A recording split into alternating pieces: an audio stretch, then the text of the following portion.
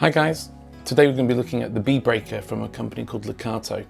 Now Lekato are nice enough to send this product to me, but I just want to stipulate that my thoughts are my own and this review is completely honest.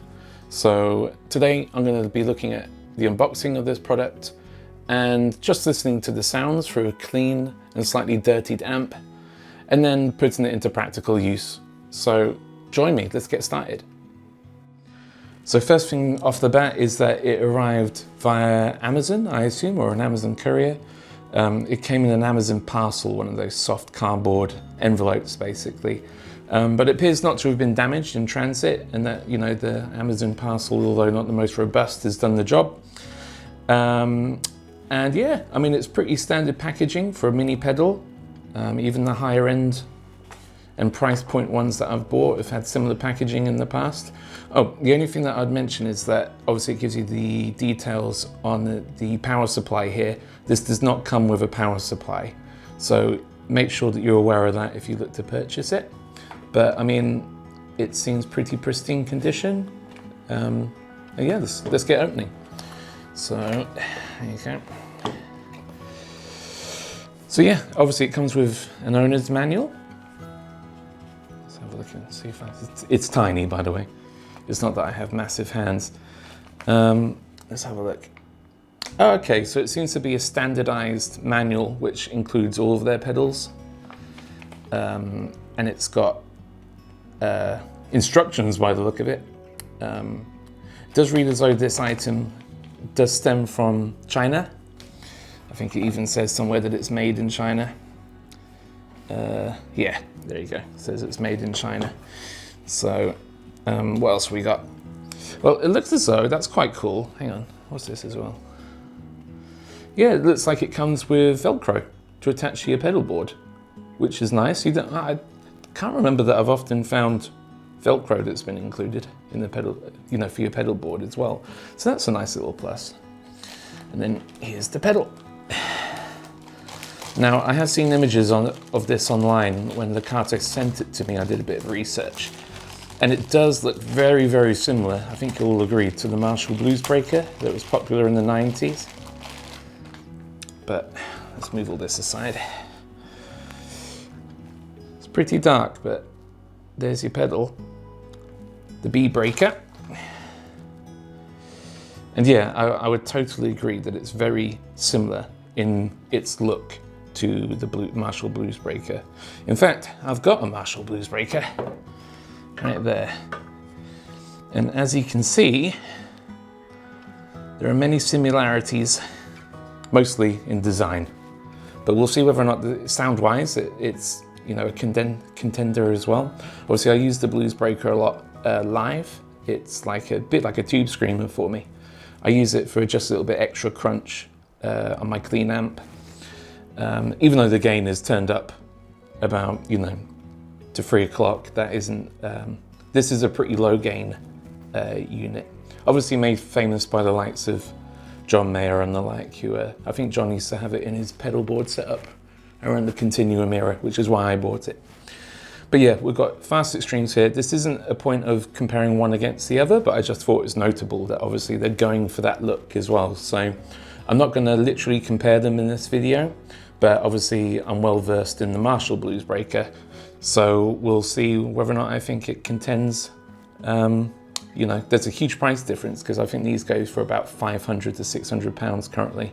And I think this one's about 30, 40 pounds on Amazon. So yeah, but I mean, BluesBreaker aside, it looks like a nice little pedal. I like the fact that the inputs are not aligned, which works really nicely on your pedal board as well, because ultimately you're going to be using those tiny little jack leads, and it's nice when they're, if you know what I mean, you can loop them up and down and stuff. It's a lot neater on your pedal board basically. But I mean, design wise, it looks absolutely fine. It feels good. The knobs are firm. Yeah, the knobs are firm. It doesn't feel brittle and it doesn't feel cheap. It feels as good as the ones that I've spent about 200 pounds each on. So, and it's neat as well. Like, the sides and stuff, it's well finished, and it's quite heavy. So yeah, it definitely doesn't feel like it's cheap. Let's put it that way. So yeah, let's put it to the test. It's also worth noting that today I'll be using my Fender Hot Rod Deville 410 amp for all clean tones. There'll be a touch of reverb that I'll apply because I just love the Fender reverb.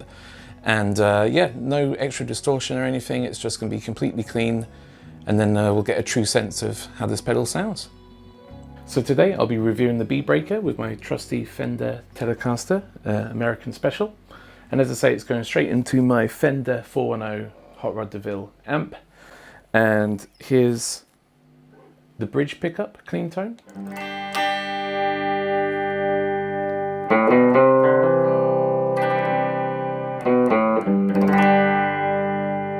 Middle pickup.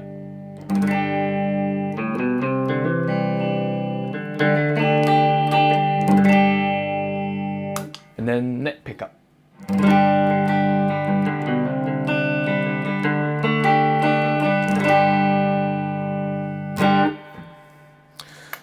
So let's have a look at the pedal. Tone is currently down, and so is the drive. So let's engage the pedal. And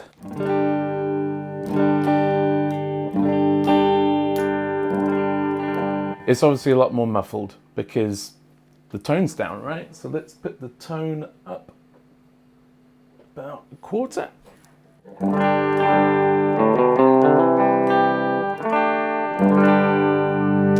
Now that may sound like the neck pickup, but that's actually the bridge pickup, so that should be a lot more jangly, but...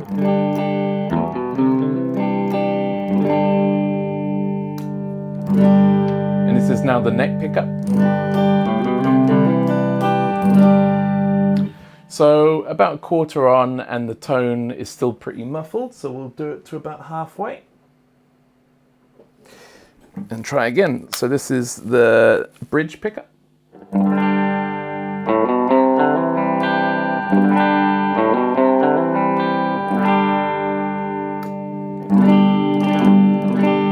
That's the middle pickup.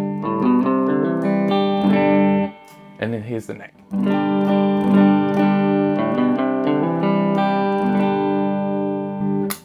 Okay, so still quite muffled, so let's just, this is obviously still without any gain. So let's put it 3/4 of the way around, and this is the bridge. That's more like it.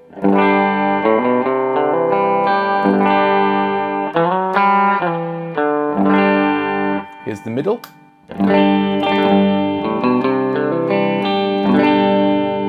And here's the neck.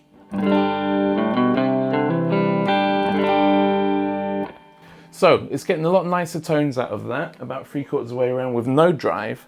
So let's just disengage and have a listen.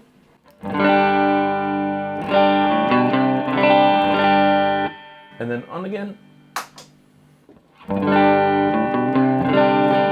So it's still slightly muffly, duller tone, and you can definitely tell that there's no drive that's been added.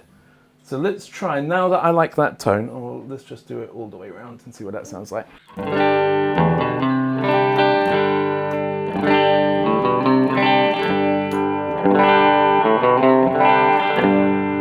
That's still, you know, nice. And then without. And then on. So yeah, that's kind of like true bypass, isn't it? In terms of the tone is basically unchanged. So let's now start to introduce the drive. So I'm going to turn down the tone to just about 9 o'clock position, and then let's put a little bit of drive on. And that's the neck pickup. And the middle. You could get some nice country tones out of that.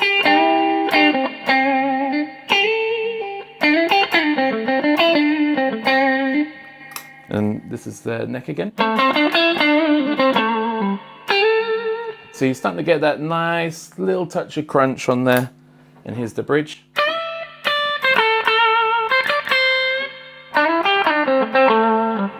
So just the tiniest hint of drive, and we're only looking at about the 10 o'clock positions. Let's put it about halfway. I can hear the amp starting to get a bit more gain in it now. So here's the neck. And that's a lot more kind of tube screamery.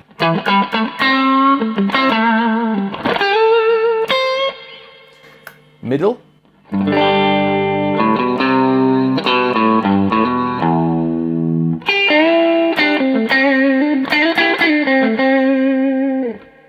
And now the bridge.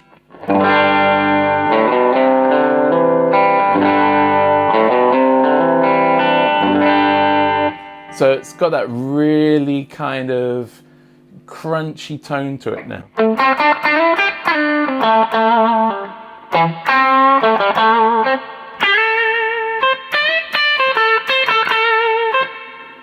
And here's the middle again.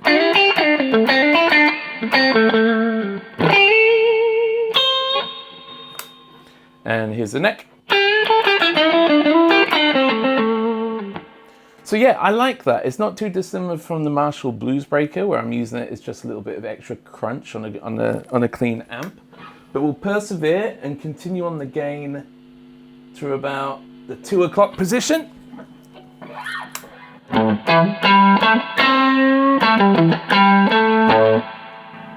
That is nice.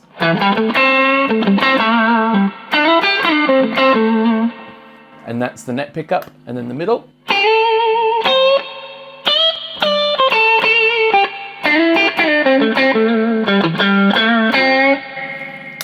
And then the bridge.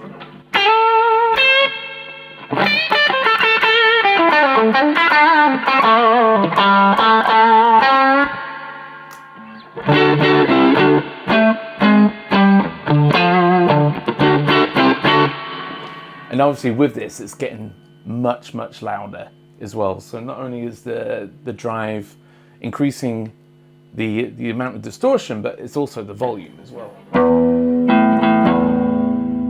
Can you hear that?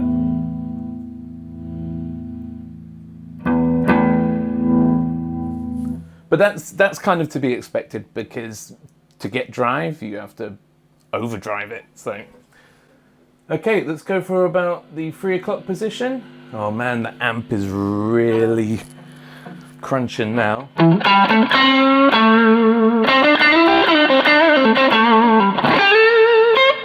The middle.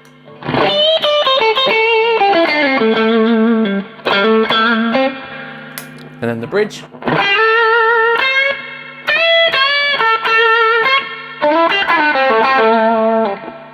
Now we're in blues territory. Now we're in like proper Chicago.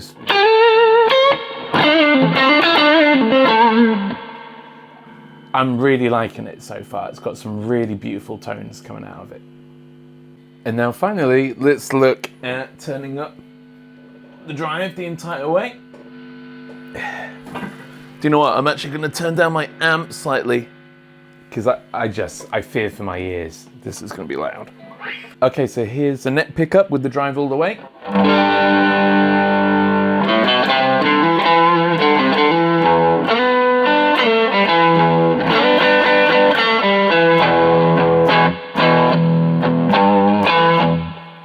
That's nice.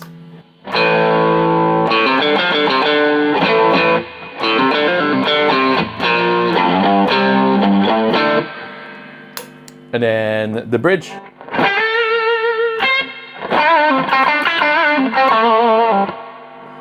It's nice.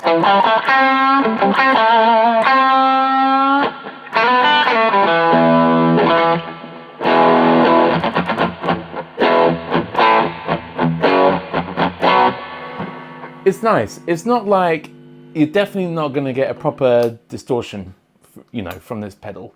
It's adding crunch all the way, and it's tasteful. It's nice. If you just want to have that extra layer on a clean tone,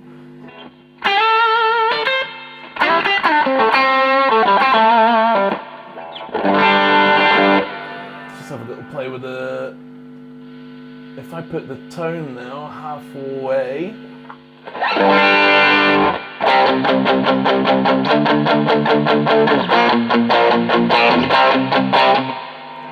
Okay, so to my ears, it's way too trebly then. So my preference would be to have the tone about 9 o'clock-ish. on the dial, but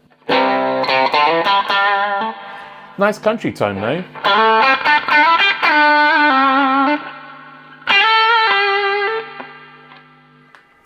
Okay, so now we've got an idea of the tones. Let's put it to the test. So I'm going to play some blues and we'll see how it sounds. It's just going to be the best tone that I can get out of it against the backing track. Let's go.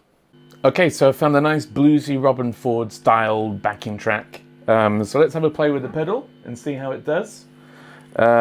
This is kind of the best tone out of the bat that I've got from it. So here's a good example of how I'd use it live. So let's go.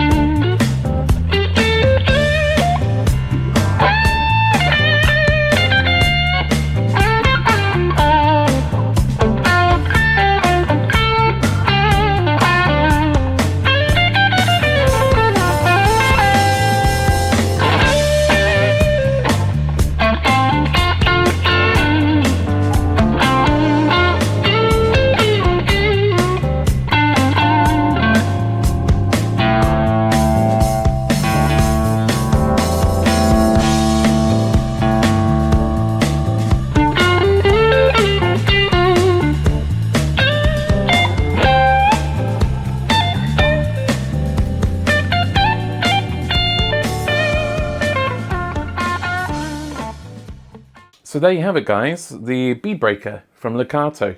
But how do I rate it? Well, I think it has its uses. I think if you're not after an all-out distortion sound and you just want that overdriven, drivey, Fender-y, ampy sound, then it does the job. Now, when comparing it, and I said I wouldn't compare it to Marshall BluesBreaker, but I mean, they look kind of similar, so you would think it would be modeled on that to a certain degree. Definitely the Marshall BluesBreaker is more versatile, and also you probably get a lot nicer tones out of the Marshall BluesBreaker. But for the price point, I mean, you know, there's very little difference, really. It's just personal preference. So, you know, I spent about £600 on the Marshall BluesBreaker, and this is about £35 to £40.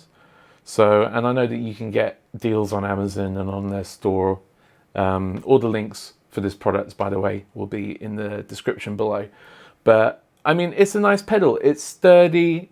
I mean, it would fit nicely on anyone's pedal board. It's not, you know, and really all that you're going to be using it for is a bit of crunch on your amp, which it's perfect for. It's got true bypass. You can't ask much more than that. You're not going to get any unwanted hums or, you know, changes in volume and stuff, but I think it'd make a nice boost and a nice kind of tube screamer. Basically, you do get some nice bluesy tones out of it.